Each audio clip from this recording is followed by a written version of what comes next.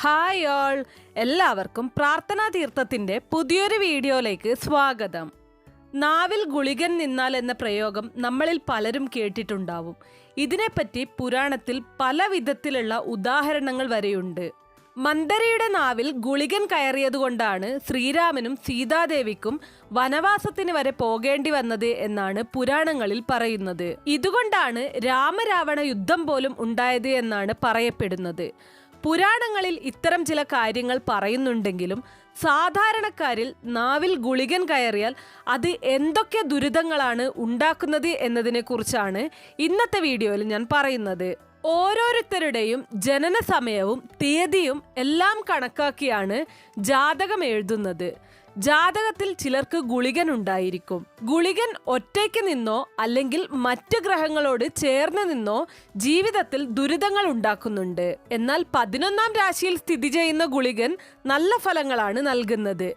മനുഷ്യ സങ്കല്പത്തിൽ ഗുളികന്റെ രൂപം എന്ന് പറയുന്നത് ശനിയുടെ പുത്രനായിട്ടാണ് സങ്കല്പം. അതിന്റെ ഫലമായി കറുത്ത ശരീരത്തോടു കൂടിയവൻ, അതീവ പാപത്വമുള്ളവൻ, സർപ്പരൂപത്തിലുള്ളവൻ, തീവ്ര സ്വഭാവമുള്ളവൻ എന്നിങ്ങനെയൊക്കെ വിവരിച്ചിട്ടുണ്ട്. നിങ്ങളുടെ ജാതകത്തിൽ ഗുളികൻ ഉണ്ടെങ്കിൽ അത് നിങ്ങളുടെ ജീവിതത്തെ എങ്ങനെ ബാധിക്കും എന്ന് നമുക്ക് നോക്കാം. ലഗ്നത്തിൽ ഗുളികൻ നിന്നാൽ അതിൻ്റെ ഫലമെന്നോണം പറയുന്നത് രോഗം, മന്ദബുദ്ധി, വഞ്ചനാ സ്വഭാവം, കാമശീലം, രാജയോഗം എന്നൊക്കെയാണ്. ഇതുകൂടാതെ ജാതകത്തിലുള്ള ഗുളികൻ സമയം മാറുന്നതിനനുസരിച്ച് രാശികാലങ്ങൾ അനുസരിച്ചും രാജയോഗത്തിനുള്ള സാധ്യതയുണ്ട്. ഇതെല്ലാം തന്നെ ഗുളികൻ ലഗ്നത്തിൽ നിന്നാൽ ഉണ്ടാകുന്ന ഫലങ്ങളാണ്. ഇനി നിങ്ങൾക്ക് 2ാം ഭാവത്തിലാണ് ഗുളികന്റെ സ്ഥാനമെങ്കിൽ നിന്ദ്യമായ സംസാരം ശ്രദ്ധിക്കേണ്ടതാണ്. ഇതുകൂടാതെ അനാവശ്യമായി ഓരോ കാര്യങ്ങളിലും ഇടപെട്ട് കാര്യങ്ങൾ വഷളാക്കാനും സാധ്യതയുണ്ട്. പണം കൈകാര്യം ചെയ്യുമ്പോൾ വളരെയധികം ശ്രദ്ധിക്കേണ്ടതാണ് ഇങ്ങനെയുള്ളവർ. ഇതിനു പുറമെ വിദ്യാഭ്യാസത്തിന് തടസ്സവും അതുവഴി മൂഢത്വവും ഉണ്ടാകുന്നു.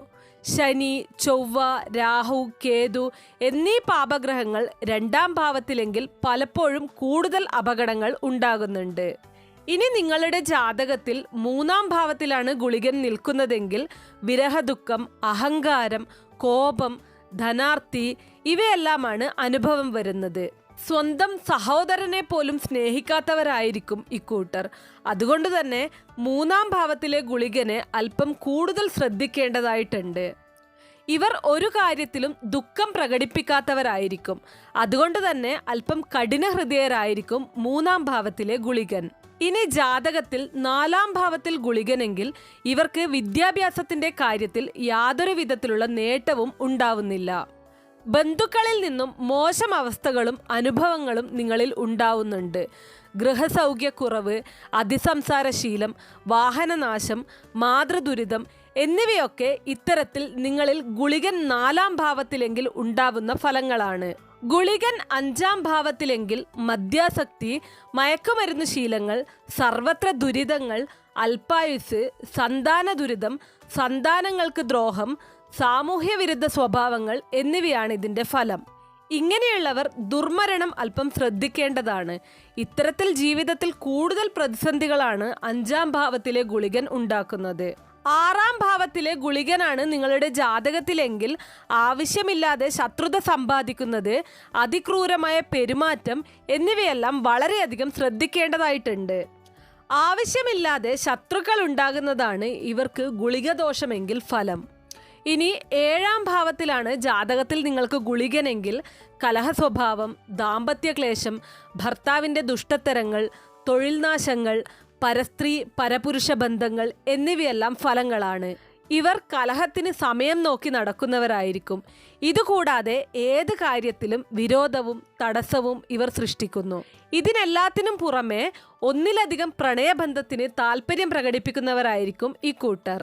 ജാതകത്തിൽ 8ാം ഭാവത്തിൽ ഗുളികനെങ്കിൽ ഇവർക്ക് അസ്വസ്ഥത ഉണ്ടാക്കുന്ന മുഖമായിരിക്കും ഉണ്ടാവുന്നത്.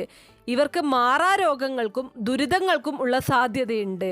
ദുർമരണം സംഭവിക്കുക, നേത്രരോഗം, കോങ്കണ്ണ്, പൊക്കം കുറഞ്ഞ ശരീരം, അല്പായുസ് എന്നിവയാണ് 8ാം ഭാവത്തിലെ ഗുളികന്റെ ഫലമെന്ന് പറയുന്നത്.